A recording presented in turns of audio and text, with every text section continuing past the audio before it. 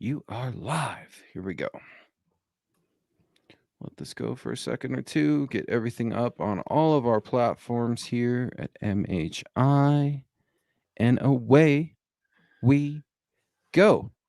What's up, Broncos country? It's Wednesday night here in the Mile High City, where it is time for MHI. We've got a huge show, a lot to get to.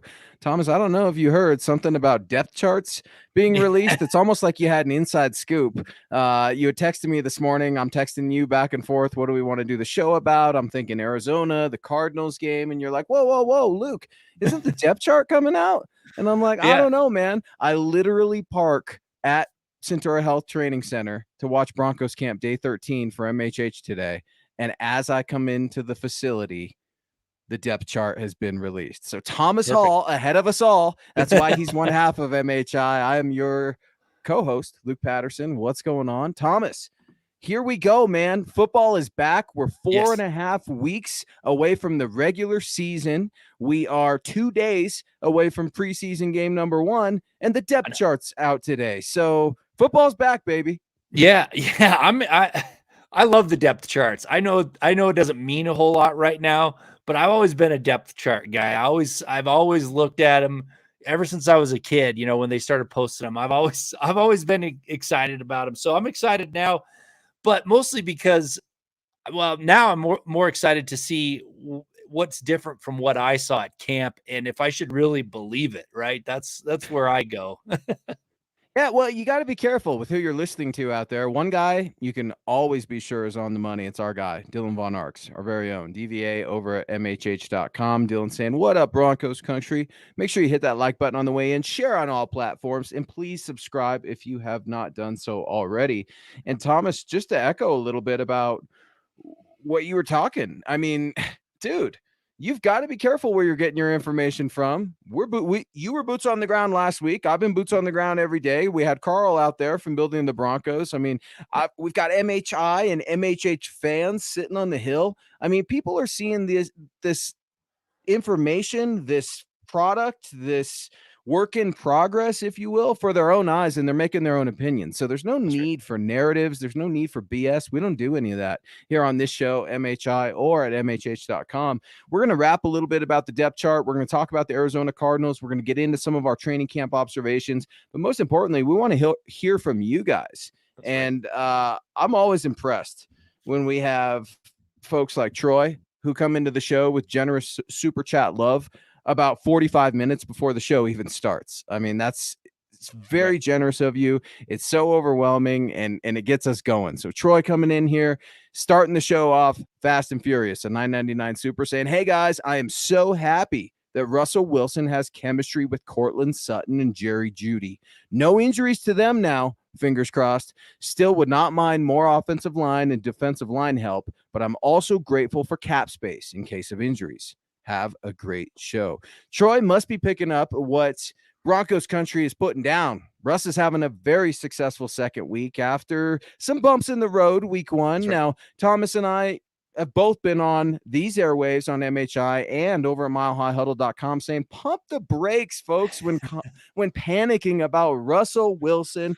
I was yelling for an hour into this microphone last week about how Jarrett Stidham is not a quarterback controversy or a front runner to take Russ's job, okay? You can see these things for themselves, but Troy, you're exactly right. Russ has had a much better week 2. I've been very impressed with him in multiple drills, whether that be 1-on-1, 7-on-7s. He had an excellent team period today. Things are progressing nicely for Russell Wilson and this offense, something you like to see in week 2, because one thing we were talking about before the show even started, we're looking for players and coaches and this team as a whole to move forward. We don't want to go backwards. And that's exactly what we're seeing at Centura Health Training Center. And that's right. And that's the whole point of the process, right? Now you're starting to see the process come together. Things are starting to click. Things are starting to move along. People are buying in, and that's what you wanted to see. You didn't, we would have had, like we said last week, if they would have been firing on all cylinders from day one, it would have been, oh my gosh, what's wrong? Something's wrong with the defense. Or like I posted in Twitter today or yesterday after all these Russell Wilson's doing well. Like, what's the narrative going to be now? Is he peaking too soon? Something like that, right?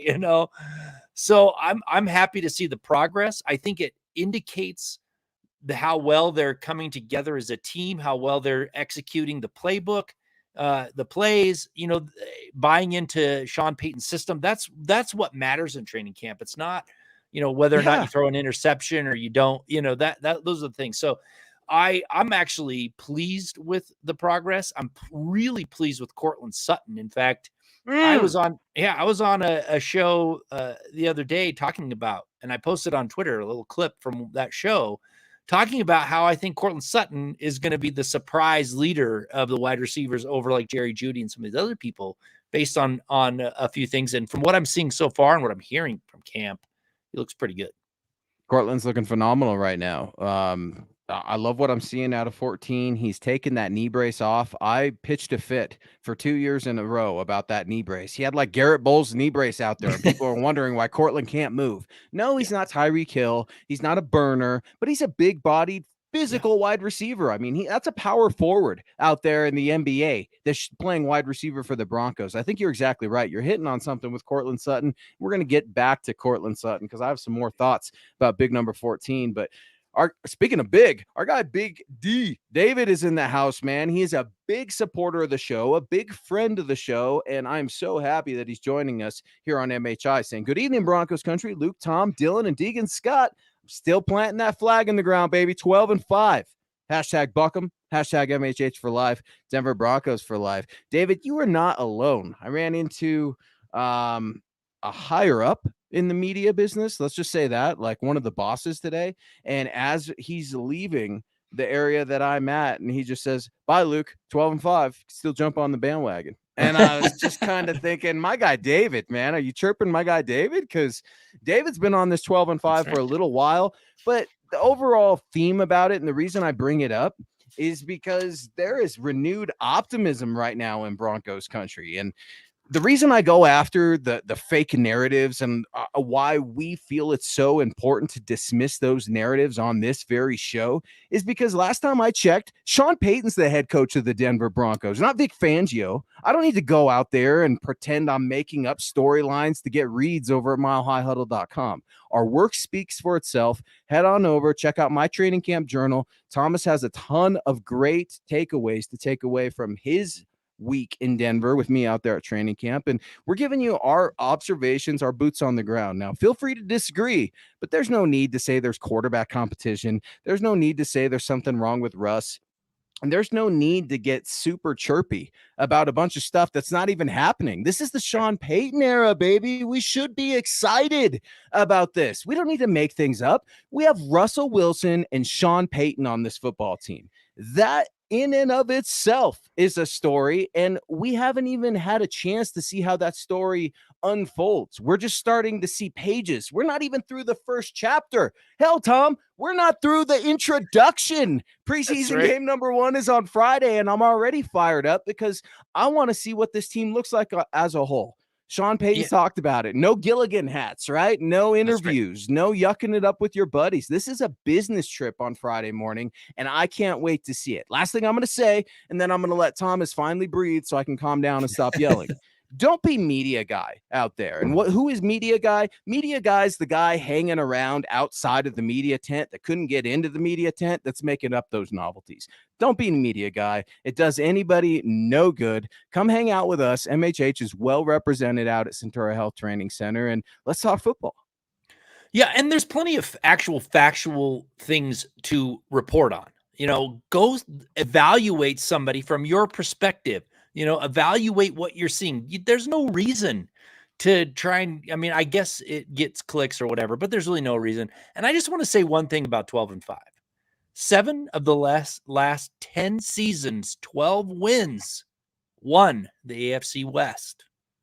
7. Something about that number in Broncos country. That's right. and Denver. You gave me goosebumps as you were saying that. Absolutely love it. You know who else gives me goosebumps, and he's been doing it for years? Our guy, Stu McPeak, man. Stu was with us when we launched this show on Saturday nights. And Stu, it's so good to hear from you, man. I hope you and your lovely family are doing well. Stu's one of those diehards out there that doesn't miss a beat. And that's why I say Broncos country is the most educated fan base in all of the NFL. And Stu's given us a very generous $19.99. Thank you so much, Stu.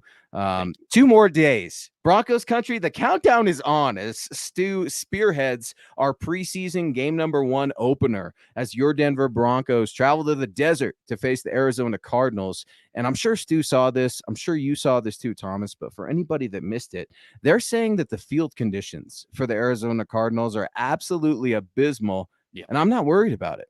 Do you know why I'm not worried about it? Because they're pretty crappy here in Denver, too. Exactly. I've seen about 5 to 6 guys go down and slip, non-contact injuries. I mean, I get it. It's football. Things happen. I don't know if this is a cleats issue, if it's a turf issue, if it's bad luck. But the Broncos should be somewhat prepared for this, and I hope I don't get in trouble for saying it because I've already got that email at least once in training camp. But it is what it is, man. I mean, non-contact injuries happen, slipping happens, and you can only control so much. And I think Sean Payton has definitely implemented as many details as he can for his team to be successful on the football field in Arizona. Yeah, but you can control the condition of the field. You can get better turf. You can take better care of the field. So, and I'm not talking about Arizona. I'm talking about training camp. You know, if the field is not great, and we saw it when it got a little wet, it wasn't great.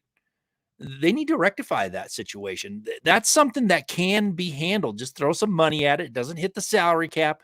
Go take care of what needs to be taken care of with the turf. And I mean, they've got a few bucks to do it too. Rude to say right? it. It's not my money, but they have a bunch of money. Go fix it.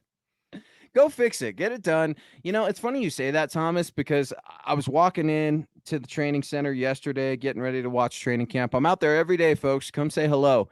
And I'm standing behind some Broncos fans, and these are diehard fans too. I'm talking so diehard, they've got Broncos inked into their skin, right? And I'm just kind of listening to them. You do some interesting people watching there, and they say, man, ticketed events. Do you think training camp's going to be free for how much longer? 2 years, 3 years? I mean, when you see 3,000 fans trickle in, and we are seeing it, you do start to wonder when the business model of training camp is going to change. I do like what I'm seeing out of the Walton Penner ownership group.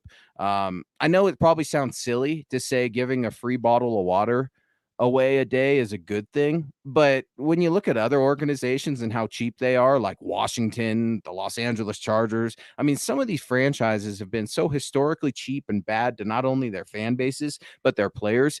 I definitely don't see it heading in the bad direction with the Walton Penner ownership group. There's a ton of stuff that needs to happen. And in order for the Walton Pennership group, I'll do you one further, Tom. In order for them to fix this damn field, the Broncos need to win some damn games. And I know that's what my guy Naj is thinking. Naj, huge super chat, man. 1999, another one of those cats that's been with us since the very beginning on this show. Thank you so much. Hey, brothers, word is the offense is improving daily. Russell Wilson is gaining confidence. Cortland Sutton is jacked, and defense misses Justin Simmons. I'm looking forward to Friday, especially how the backup running back battle unfolds. A lot to unpack there from Naj. I want to leave this up here for just a second. We talked a little bit about Russ. Got into Cortland just a tad, but we got to have a little bit of a Justin Simmons powwow, right? Because I think Justin injured his groin area a couple days ago, and I think I was actually there for it. Now, I can't report on injuries or anything like that, and heaven knows we're not going to ask Coach about it because he refuses to give them out. But I think it actually occurred in a positional group drill. I think it was either through 7-on-7s or 1-on-1s. I'm not going to get specific and break any rules, but I think it was one of those deals where Justin slipped.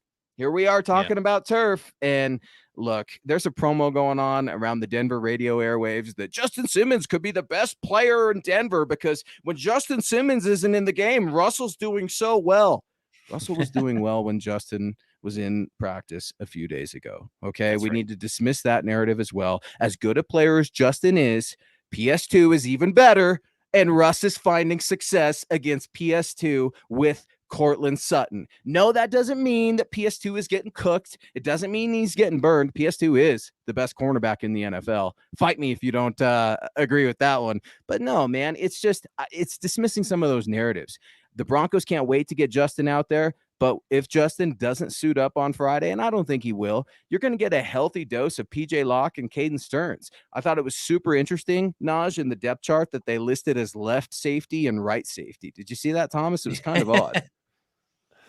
Yeah, it was interesting. I mean, but the thing of is the strong safety and free safety have become more interchangeable. It's not like the olden days where the strong safety was that bigger guy that dropped in the box. I mean, depending on the scheme, they're very interchangeable. Free safeties can play strong safety, and so I don't.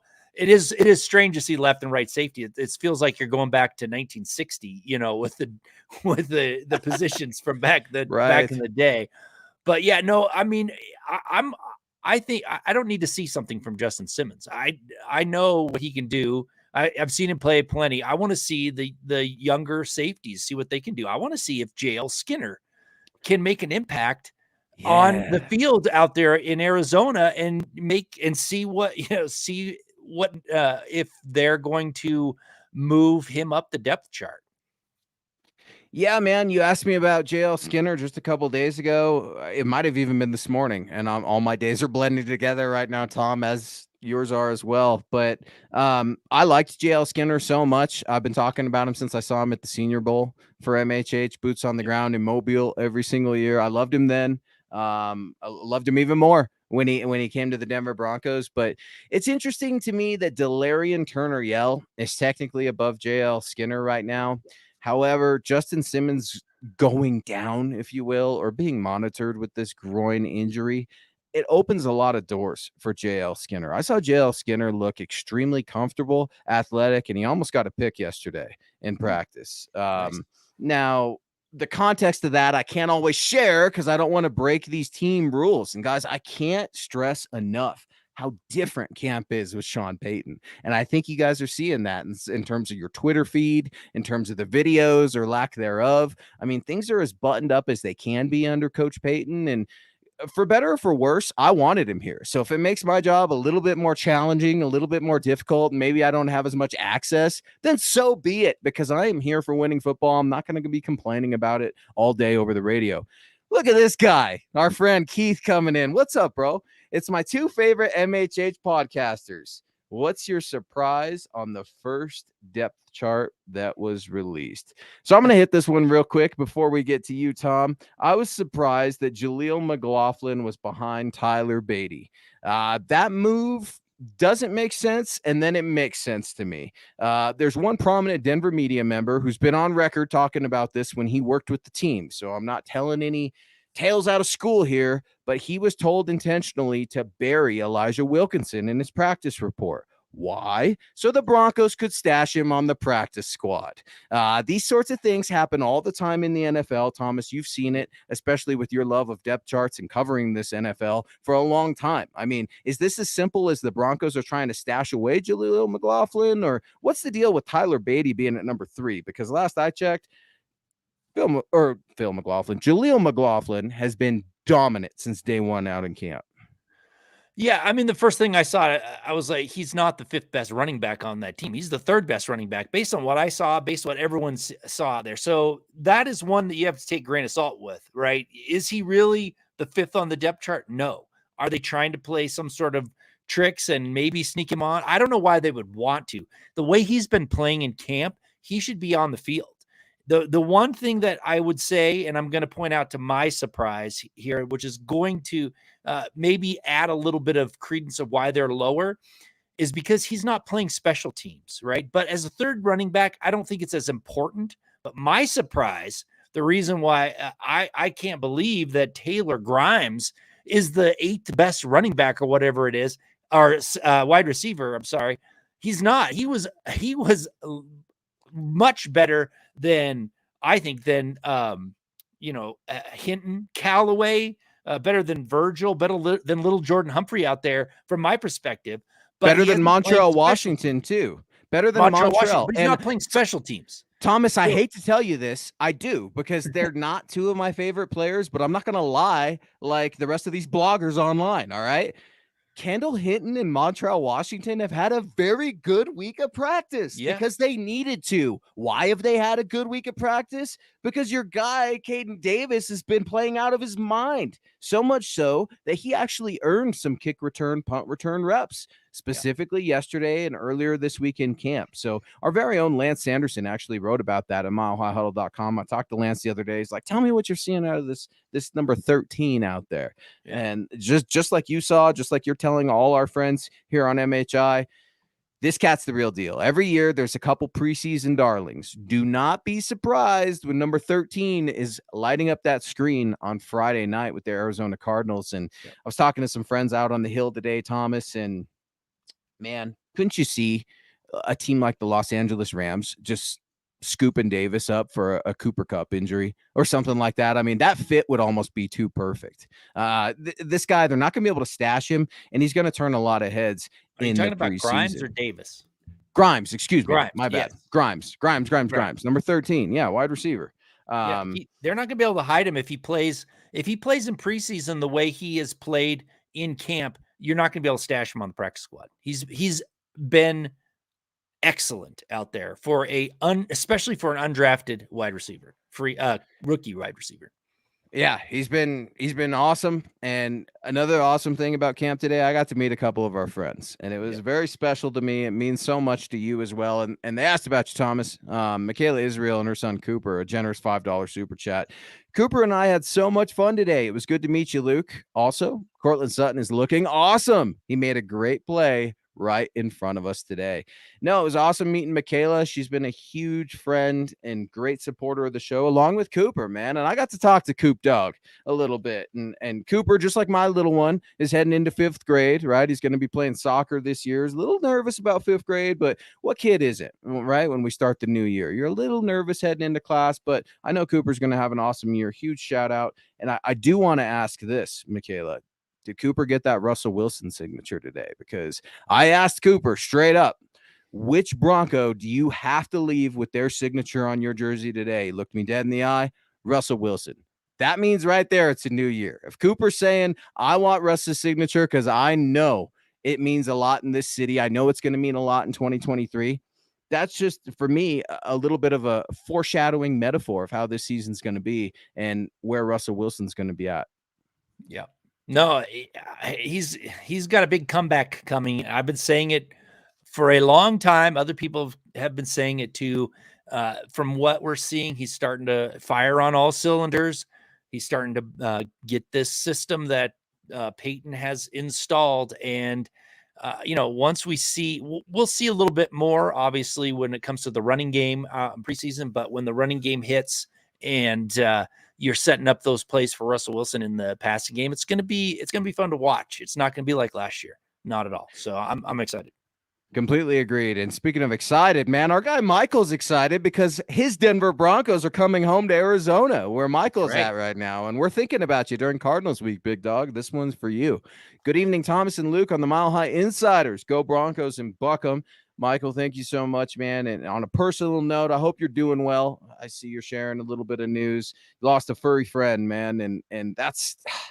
I'll be honest with you guys, just to be completely open and show a human side to me, even though I yell at everybody on this show.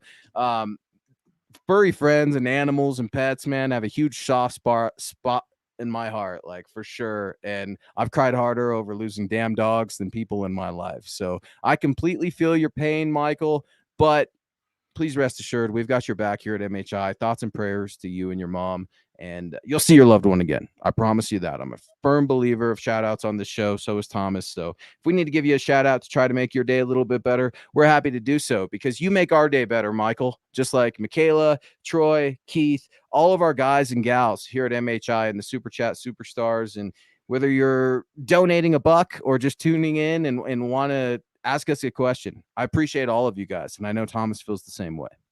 Absolutely. Yeah. Thank you so much. And thank you for the support, Michael, as always. We can't say enough about how much you support all the shows. So thank you very much. And it's super cool when you see our friends and our family reaching out to Michael right now, just like Dom and Richard saying, Michael, we feel you, man. We've been there.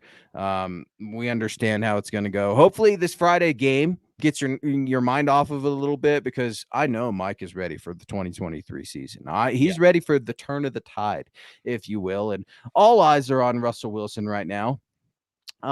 Cortland Sutton, though, just to get back to Michaela's comment. I mean, Cortland Sutton is looking dominant. He's looking as close to 2019 Cortland Sutton as I think I've seen. You wrote about him a few days ago over at milehighhuddle.com. You can still find that article up and rolling right now.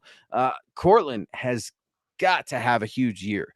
I think the over-under is like 700 yards or something like that for a prop bet or whatever with Cortland right now. And that's too low. Yeah. Right. I mean, Cortland got like 830 yards last year or something like that. So Cortland's going to eat. I told you early on in this training camp, Jerry Jeudy, in my opinion, is the number one read. It's a quick, simple, high-low read offense, folks. I mean, this is not rocket science, what we're doing out here.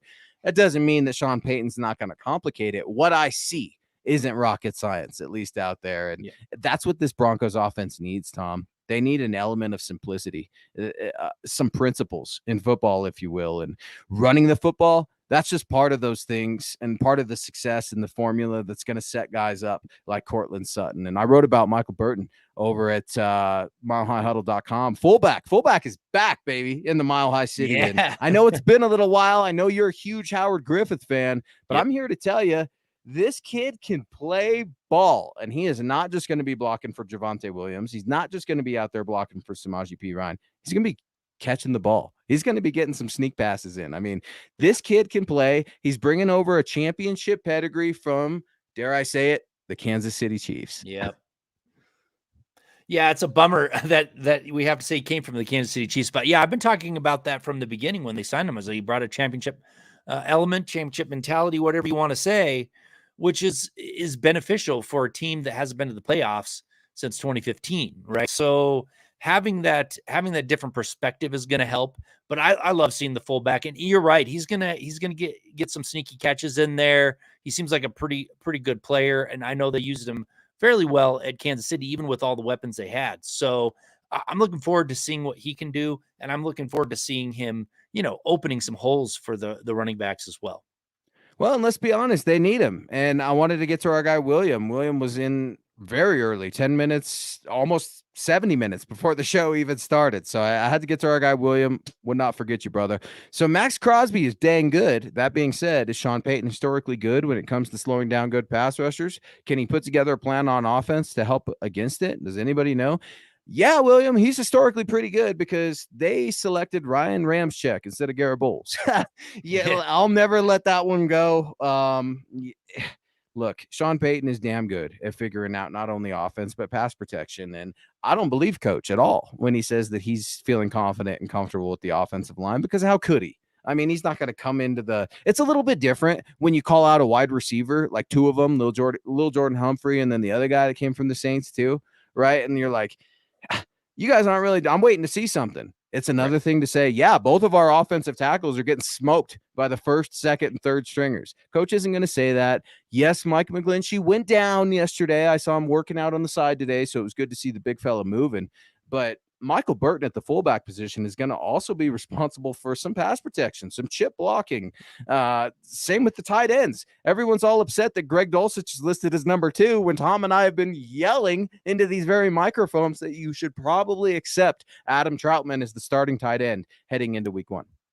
Absolutely. And he's earned it. That was not a surprise to me. When I saw the depth chart come out, you and I both, it was not a surprise. He gets himself open. He knows the system. He's had, I know Dulcich has had a good week, but he's had a good couple weeks, right? So he's earned that spot.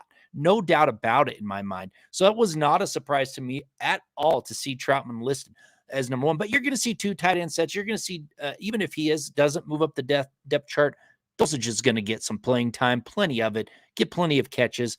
And, he's only a second-year guy, right?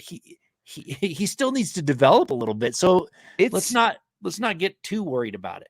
No, let's not put the cart before the horse, and let's just call it what it is, right? I'm not giving out free passes, but it's essentially a rookie year. Why is it a rookie year for Greg Dulcich? Because Nathaniel Hackett didn't know what that bleep he was doing, okay? Trying to clean it up for podcasting here, and, I know, right. The HBO Hard Knocks, the Jets are on last night. I don't give a rip about the Jets. I stopped caring about Aaron Rodgers when he didn't come to Denver, like I reported he was going to, 2.5 years ago in the Shrine Bowl in Vegas, when I'm hearing from very reputable sources that not only was Aaron supposed to come, Devontae was supposed to be here too. I digress. We're getting there, folks. It is MHI. He is Thomas Hall. I am Luke Patterson. Reach out to Tom on Twitter. That's at Thomas Hall NFL. Yours truly at Luke Patterson LP. We are always happy to talk Broncos, to talk live, to just be decent human beings in general to each other. And that's something we all need to be better at. Divine Breaks coming in here with a very generous $50 super chat on MHI. Thank you so much, Divine. And I absolutely love this. I saw this and I can't wait to get to it. I need to vent because I hate when people put so much stock if a quarterback throws a pick in training camp. It's a safe thing for them to do to test what they can do and what they can't do. It's always drove me nuts on how the media destroys people for practicing.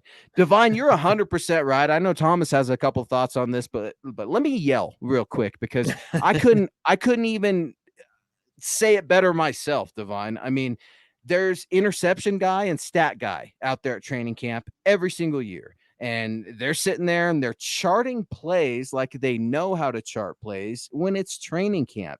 And there's really no rhyme or reason to some of these play calls. I mean, Stink has a promo going right now on the radio airwaves saying the Broncos are calling plays. They're not calling an offense. And that's exactly what they're doing. Yep. Now, Stink doesn't need to work for Pro Football Focus to know that. He's got 3 Super Bowl rings. I think he has an idea of what he's talking about, all right? How many Super Bowl rings does PFF have? But it's just like Divine is saying, man, training camp is where you need to make mistakes so you can learn, so you can grow. And guess what, Divine? You're right. We're seeing Russell Wilson grow. We're seeing some of those interceptions get cleaned up. Today, Russ was out there straight dealing. Michaela, Cooper, we all saw it for ourselves out there, and there's no denying any of it. I absolutely love it. Here's another thing I can't stand. It's 7-on-7 drills, and the quarterback takes off on a scramble. What in the blue hell are you thinking if you're a quarterback and you're scrambling in 7-on-7 drills? Yep. There's no D-line there. There's no linebacker. It's a straight-up dead play. Those drills are designed for the offense. And if you're not out there and willing to compete, I don't know, Jarrett Stidham running around and scrambling drills, give me a break. Either show out or you get put out. And Russell Wilson's showing out right now. Well, and that's just the process. I mean, it gets people. Don't get me wrong. This is a business, right? Media is a business. They need to sell. They need to sell whatever it is, subscriptions. They need to get people to read their articles. They have, and telling people that Russell Wilson looked bad in practice gets people to read their articles. But what they're not telling you is that's part of the process, just like Divine Breaks said. And this is why we're seeing Russell Wilson today. Reports are he didn't miss a pass, right? Not one incompletion. That's part of the process. Now, he's probably going to have another bad day, but he's improved, and that is what you're looking for. And another thing, like you just said, Divine, they're testing it out. They're seeing what works, what doesn't. If it doesn't work, they're not going to put it in the game, but they won't know that until they try it in training camp. It's just like any other thing you do in life. If you try it out and it doesn't work, either fix it or don't do it anymore. So, well, and context, you wrote about it at milehighhuddle.com. I wrote about it today at milehighhuddle.com. There was one Jonathan Harris gets no love on the interior defensive line. If we want to talk about a player that gets no love, it's always the inside defensive lineman, okay? And Jonathan Harris has been around. It's his 4th year in Denver, 5th year in the NFL. Spent just a spell with the Chicago Bears. He's been a dog. I mean, he was the star of camp last year against the Dallas Cowboys in joint practice. But I will say this. Jonathan Harris batted down one of Russell Wilson's passes last week. We were watching practice, and Randy Gregory picks it off for the touchdown. Was that Russell Wilson's fault that he threw a football that got batted down? No. So they're also not giving you context. Divine's hitting the nail on the head here, man. Either give context or shut your trap, because I'm not here for it. I'm really not. And it's... You can't bamboozle this fan base. You could try, and you might get the ones that aren't here, but Broncos country's educated. And when they're seeing Russ do what he's doing today, and they see Sean Payton and the command he has, something else that you and I talked about, and I know Divine would love this. The players are being empowered to police themselves. There have been a few little light scuffles, if you will, and they're usually on full padded days. There are zero punches being thrown, but it's the coaches. The coaches aren't having to step in, Thomas, to get in the middle of guys, pull guys off of each other. It's the players. The coaches kind of sit back and relax and, hey, this is their football team. Let's see them run it. And I absolutely love it because it shows that Sean Payton is not only willing to delegate to his coaching staff, but he's empowering this team to police themselves. Something that this team, that this franchise hasn't had in over 10 years. It's almost been 10 years, a decade of destruction and pathetic football in the Mile High City. That's out all in one summer and one winter. And I keep talking about that. And I wrote an article today. It came out because I talked about the 4 keys to look for. It's not interceptions. It's not incompletions. And one of them is team camaraderie. And that's what you just hit the nail on the head. This team is coming together. And the reason why it's coming together isn't, it's how Sean Payton is running this thing, right? He's the leader.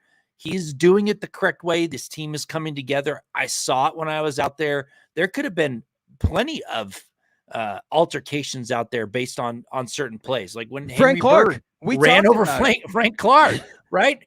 He could have easily jumped up and been ticked about it, but it wasn't. He got up, congratulated each other, great play, headed back to the huddle, and ran another play. That's all there is to it, and that's what's the important thing about training camp is seeing things like that coming together, not counting interceptions. I was happy to see my guy Brandon Johnson so high up on the depth chart, who's obviously recovered. Was it an ankle? I think we saw, and that was man, that was a bummer. Broncos country, relax. I know these injuries are happening, but they're not as bad as they could be. Now, Jonas Griffith and Tim Patrick, season-ending injuries, an Achilles and an ACL. That's bad. That's as bad as it's going to get. But when it comes to McGlinchey, Johnson, Simmons, it sounds like these are injuries that can be worked through relatively quickly. God willing, the healing process and the training staff and everybody's over at Centura Health Training Center is on the same page. Look, I'm okay with it. We need to give this training staff a shot because it always kind of drives me crazy. And I feel like Divine, and maybe you feel the same way, Thomas, when they're out there blaming the trainers, right? Like last year, it's Lauren Landau's fault. All these hamstrings, Lauren Landau doesn't know what the hell he's doing. He doesn't have these guys eating the right things. He doesn't have these guys working out the right way. Lauren Landau is world renowned for his expertise in body movement and an athlete, being an athlete and training athletes. So I'm very quick to shoot some of that stuff down, but I can also see playing devil's advocate where Broncos country is like, man, some of these injuries, are we snake bitten or what's the deal? Yeah, let's hope not. I don't know, man. I hope that they've got it fixed. So we'll see. What I would like to say one thing about the depth chart, that it has to do with not being out at training camp, right? So you've been out there, I've been out there. People that are looking at it from afar and trying to write about it, they miss these things. So if I were to look at the depth chart without having been there, I would have looked at Tremont Smith being so low on the depth chart, and I would have been like, whoa, that doesn't make any sense. He's an experienced guy. He should be much higher.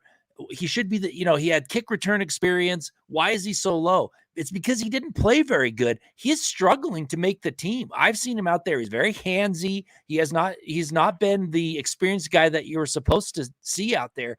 And that's the thing. Like, you can listen to the people that do the reports, but there's nothing like going out there and seeing it for yourself and from your own eyes and saying, yeah, I get why Tremont Smith isn't on there. I haven't seen any reports about Tremont Smith. I haven't seen anything, but I saw he's exactly where I thought he would be on the depth chart. Well, and you know why? There's some youngsters out there that are giving them problems. And Jaquan McMillan was a guy that I was super high on coming into training camp. There were even some friends of mine in the media that are saying, Luke, this guy's pushing Damari Mathis. You might want to take a look at number 35. And you're going to see plenty of them in the preseason. That's the good news, right? For young guys like Jaquan McMillan, safety JL Skinner, even Delarian Turner-Yell. I actually saw a Turner-Yell jersey out there the other day. I couldn't believe it. I don't know if that was family or what, but, there's some guys that are just hanging around, and they've been allowed to hang around because everyone's nice and everyone's been nice over there. And you know what? Sean Payton's not nice. Sean Payton's a head football coach and understands the business. This isn't the New York Jets, okay, where Robert Saleh doesn't want to cut guys on national TV because it's humiliating. Dude, this is the NFL. You know what you signed up for. Now, I get that HBO was shoved down your throats, but there are worse things that can happen in this life than being on HBO. So I don't want to hear about how nice the coaching staff used to be and all these anonymous reports. Did you see this, by the way, a couple over the weekend? Anonymous reports are coming out saying they're disappointed about Sean Payton and some of his remarks. Well, those Anonymous is weak, man. Put your name on it. Stand by something. If you're going to say something, then stand by it. Otherwise, you're just a rat in a hole. And that's exactly what those anonymous sources are saying. Oh, Sean Payton, he's offending people. No, Sean Payton's got the respect of this damn football team. Sean Payton had Jared Allen. That's right. Former Kansas City Chief and Minnesota Viking pass rusher out at camp today. Why? Because he's willing to pull out any resource he can to help the pass rushers, any resource he can to help the football. Adam Gase was out at practice the other day, Thomas. I feel like Obi-Wan Kenobi, right? Now, that's a name I haven't heard for a long time. Yeah, Adam Gase was at practice the other day because his family had a connection with Sean Payton. So, I mean, look, Sean Payton definitely marches to the beat of his own drum, but it's for a reason, folks. And I think you're going to feel really good about that reason when you see a competitive Broncos in the AFC West. Yeah, and when you hear the anonymous sources saying something like that, it's because they didn't like what was said. Well, you know what? If you don't like what is said, it probably because it hit home. It's true. Because it was you. It was about you. There's nothing that he hasn't said that wasn't the truth from what I've seen and what I've heard. So, sometimes the truth hurts. Now, like I said before, there can be some more tact. These people that are like, oh, I only tell it like it is. And if you don't like it, that's your problem. Well, that's probably because you can't deliver it well. And that's why everybody has a problem with it. But if it's the truth, it's the truth. And he said the truth. And, some people took offense to it and then they're out there whining about it. I'm sorry. And you know what? It's your Sean problem. Payton, he's not losing any sleep over it at night. I mean, it's just one of those things. And Naj, I had to get to you, bro, because this is a very good question. And it's kind of an under the radar storyline, if you will.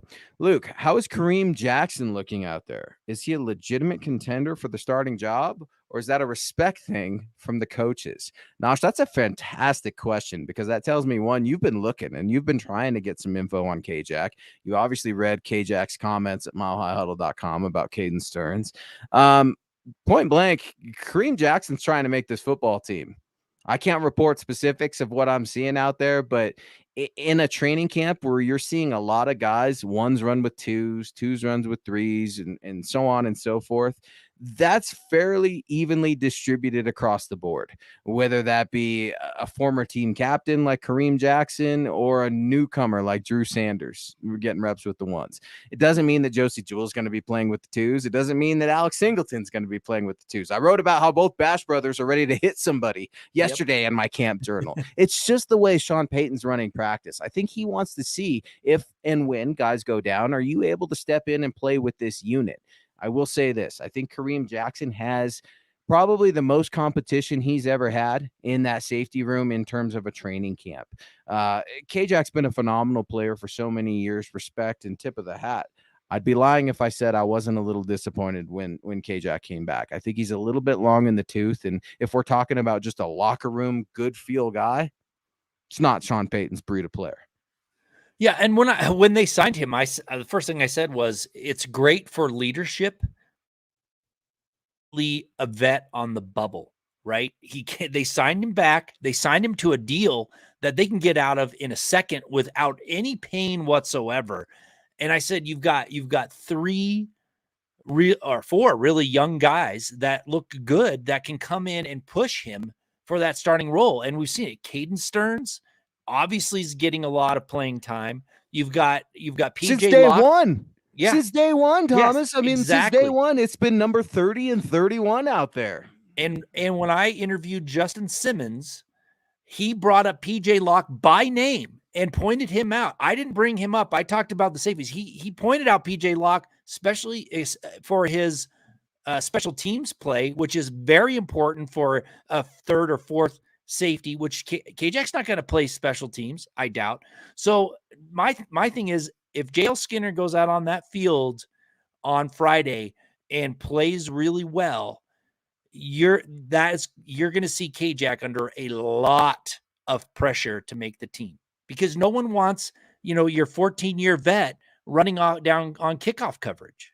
No one's going to want that, and he won't want that. He'll want to move on to some other thing, right? Yeah, I mean, you're just speaking the truth, right? In an ideal world, they're going to play forever and ever. And it's the good old Remember the Titans or whatever, Varsity Blues, high school football movie that we all come to love and know. Some Right. things just don't happen like they do in fairy tales or in the movies. And these guys don't always ride off into the sunset. Sometimes it's what you see out of Jimmy Graham right now, right? With his reunion with the Saints, I could totally see Jimmy saying, I retire before preseason is Yeah. over. We see it every year with some of these veteran cats. Keith right here. I saw this in the comment section. I had to get to our friend Keith because I liked this one a lot. Doing a little bit of writing, which I've been known to do at milehighhuddle.com. I love reading. I love reading all kinds of literature and just trying to learn new things all the time. So if I see a good metaphor or a simile, I try to steal it. And I think Troy Rank is the best in the Denver business, maybe even journalism ever, at some of his similes and metaphors. And he comes off the cuff with it, just like Keith. If you've been a parent, training camp is like training pants. You're going to have some accidents. It's okay if there are interceptions. And that's right what Divine was saying, man. I mean, you're going to have days where it's ugly. Did Russell Wilson get benched when he threw an interception to Justin Simmons on 3 consecutive days of practice? No. Why? Because those things happen. And I was talking to a good friend. You were talking to a good friend out on the hill. He said, dude, Peyton Manning, you should have seen the amount of interceptions Peyton Manning used to throw at training camp. Yeah. Didn't see many of them in the regular season. So just like Keith's saying, just like Divine, just like all our friends here at MHI are saying, don't be stat guy at training camp because you're going to miss a lot of good things at training camp. Most importantly, the people, man. I've run into so many good folks, just good salt of the earth men, women, and little kids out there, man. It always brings me back to my mom and dad taking me to training camp, to me taking my daughter to training camp. And it's so fun, man.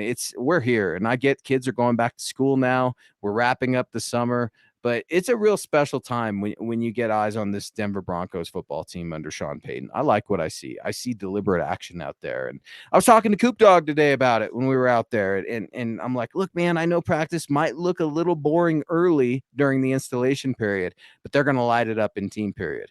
What did Russell Wilson do? Him and Cortland Sutton bossed it out. Yeah, absolutely. I just want to get to Phil here. Phil McLaughlin's been, Phil. He's been with us for a long time, always a big supporter. Phil's our guy. Guys, I was impressed with the way Jaquan McMillan finished last year. Do you see him stepping it up this year? Also, have you see additional depth in the secondary with adding Moreau? Now, Jaquan McMillan it was not a surprise to me to see him where he is on the depth chart. He has been playing very well in training camp. And yeah, I think I think he's got a really good shot of making this team, even with the vets like Tremont Smith and these others they're coming on. So absolutely. But I think Moreau was more of a kind of a, hey, training camp body.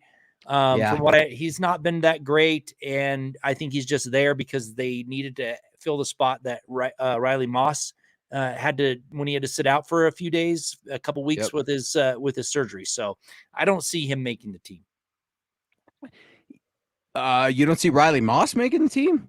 No, Moreau. I don't see Moreau. Oh, Moreau. Right. Riley right. Moss. No, I don't either. Yeah, Moreau, you said it kind of a camp body. And I was pissed about that signing because I'm like, we could use a couple offensive tackles around here, but that's a conversation for another day, I suppose, or a little later in the show.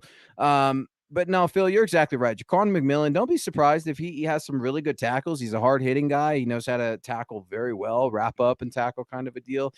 He's also known for taking a lot of risks, and some of those risks have paid off in camp, some pass deflections and very sticky coverage.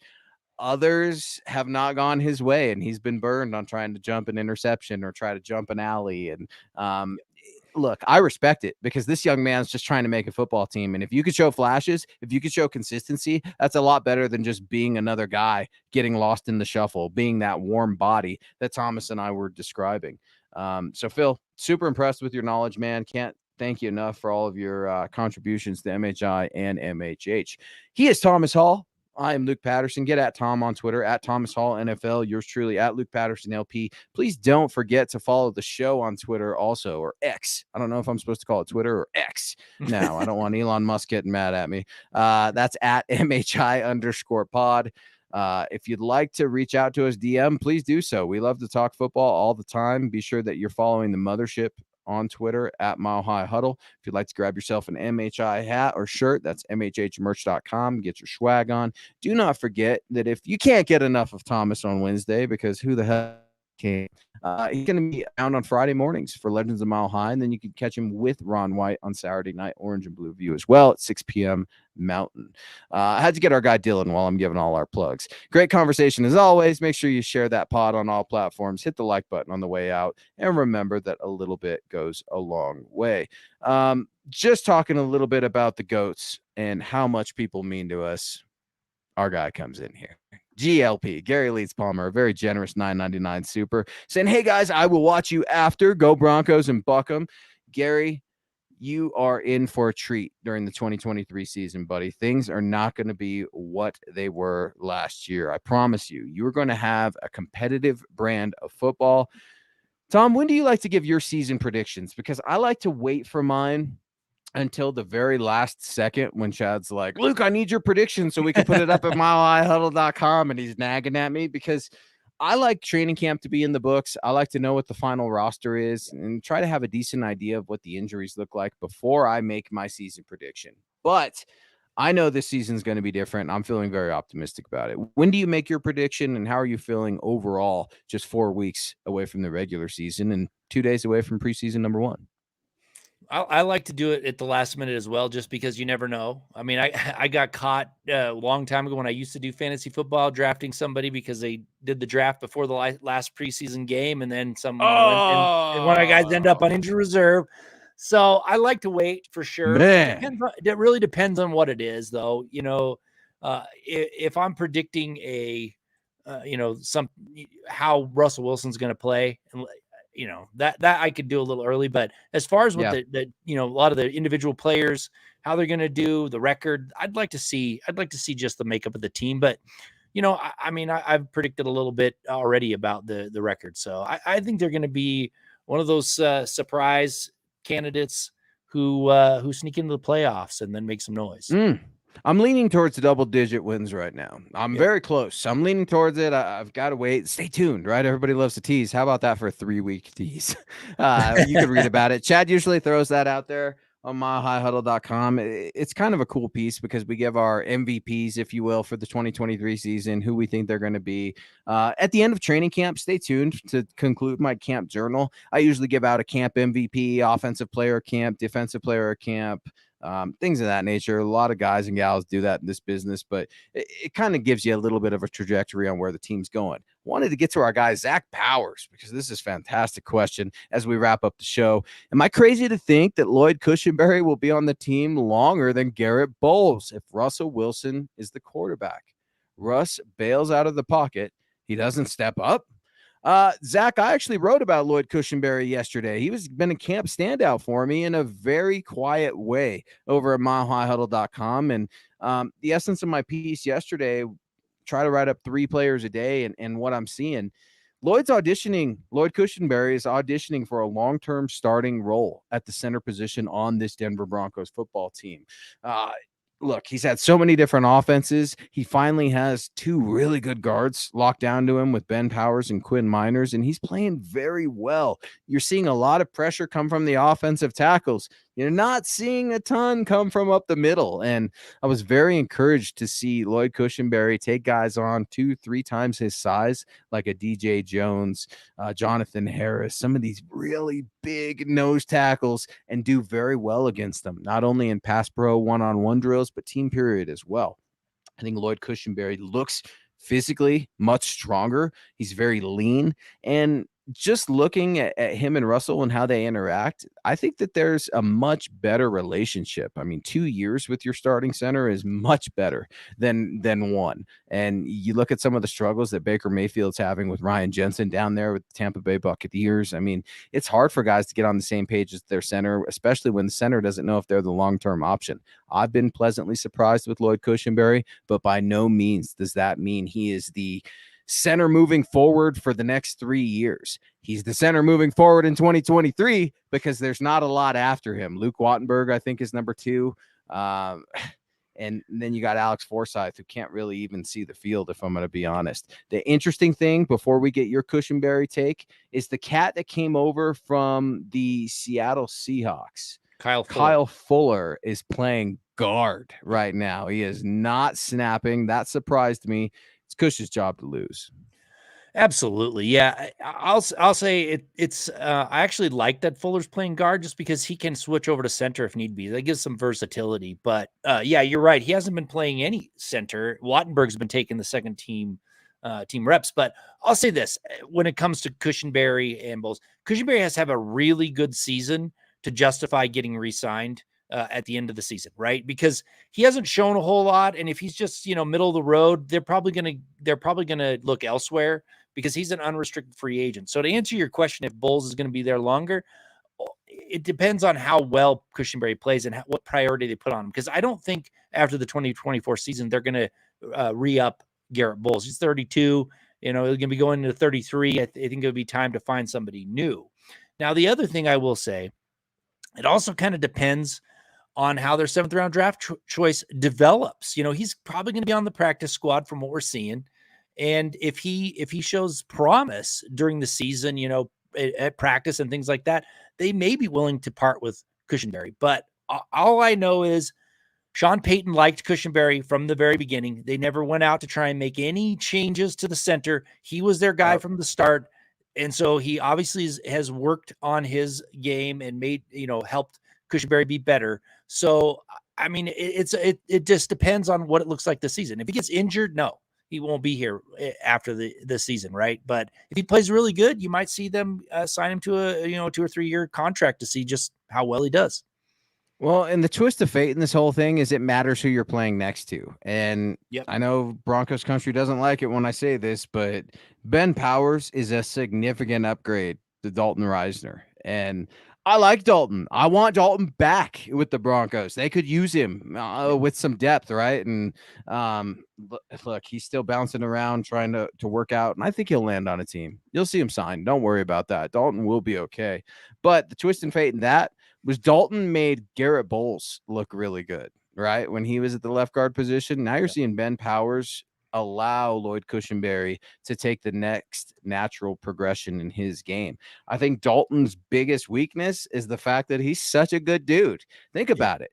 He had to come in his rookie year, start at left guard, and teach Garrett Bowles how to play left tackle.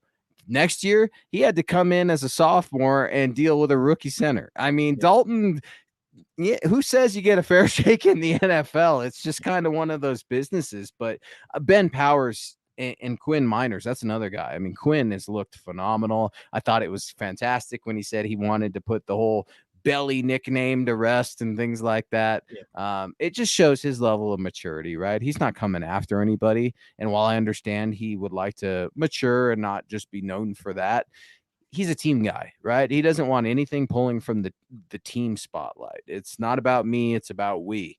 And that's what Sean Payton is preaching over there. And to see this offensive line group struggle is hard, but to see them bind together is a good thing, guys. They're not rolling over on each other. Garrett Bowles hasn't been fighting anybody yet like he used to with Bradley Chubb, their little patty cake push matches. That's not going to be happening this year, okay? These players are policing themselves. The offensive tackles, they do have some concern, Thomas. And when I'm looking at the depth chart for offensive tackles, I'm thinking Cam Fleming, know what I have there based off of what I'm seeing. Isaiah Prince, man, that's kind of a big underwhelming question mark. It's going to be real telling what we see on Friday night in the desert. Well, and you have to understand too that the offensive line has really not spent a lot of time together. So the starting offensive line, McGlinchey was out for the first 4 or 5 practices, so family death, offensive line really needs that time to gel, and now he's hurt again. So they might struggle. It might take a little while before this offensive line really is firing on all cylinders, just for that reason. But I love the interior of this offensive line now, now that I've seen Cushenberry and you've seen him, and he's starting to take that next step a little bit. I really think they're going to have something there. But you're right, the depth on the offensive tackle is very, very concerning to me, especially when I'm the one talking about the undrafted rookie free agent that looked better than Prince and looked better than Fleming, and he's still, sitting way down the depth chart. So I can't even pronounce his damn name. What is it? Alex Polcheski. Yeah, the only Polak on the team. He's that guy. And no, I'm texting Thomas literally at practice yesterday, like, dude, your guy's getting starting reps right now, just because I don't know if it's a vet day or the McGlinchey thing scared the hell out of everybody or what. That's something else we need to look at too. Is I'm kind of done with Garrett Bowles after this season. If I'm gonna be honest, I've never been on the Garrett hype train, if you will. I know a lot of people are, but I need to see something else. We need to go into a different direction. Now, Cam Fleming is in that direction. I promise you that. But 2022, 2023, I mean, they rolled with Bowles then. They're going to roll with him now. That's not to say he can't improve. I mean, hell, he's proved everybody wrong before. Why couldn't he do it again? I would absolutely love that. Just like I've absolutely loved this show with you, Thomas, and with the rest of MHI. I had to get to our guy, Jerron, because this is a very fitting take on the way out. We're always giving shout outs. We're always giving love. Maybe we need to give Jerron and Russ a little bit of love. Jerron's coming in saying Russ is going to ball out this season. Him and his wife are about to have another baby. He's going to make his wife and family very proud. Shout out to Russell Wilson, family man extraordinaire. Just announced his new little bundle of joy is on the way. And Thomas, I know based on the way you've talked about your family that being a father is the best job you've ever had. It's the best job I've ever had. And it's super cool when you see some of these happy moments. Just a tiny light gets shed on him, right? I mean, Russ didn't reveal that yesterday. Somebody asked him about it to start the press conference. So already just that small example, you're seeing Russ isn't shining the light right on him. Right. He's keeping it short. He's keeping it sweet, but he's also being himself. I love the authenticity and I love this show, man. This is so much fun. I need it every Wednesday night. Yeah, I love it as well. It is so much fun. I enjoy coming on here. I enjoy your perspective, and it's fun to chat with the folks. From their perspective in the live stream. It's fun. Yeah, it's worthwhile, and you get to do stuff that we love, which is talk about football. Boom. It's always fun. You guys are always worthwhile. Guys, if you missed Thomas and I out at training camp, I'm still going to be out there next week. There's still a few more practices left. Come say hello. I'll be out there every day. But if you missed Thomas, if you're not going to be able to see me next week, that's all right. Come out to the MHH meet and greet. That's going to be week 7 versus Green Bay. You can see it at the very bottom of the ticker here. MHH meet and greet, October 22nd, week 7 versus the Green Bay Packers. MHH will have a tent all set up in the I don't even know the stadium's name right now. Empower Field? Is it still Empower Field? Yep. Okay, because it feels like between Centura Health Training Center and all these places changing, I never know. We're excited to see you guys this fall too.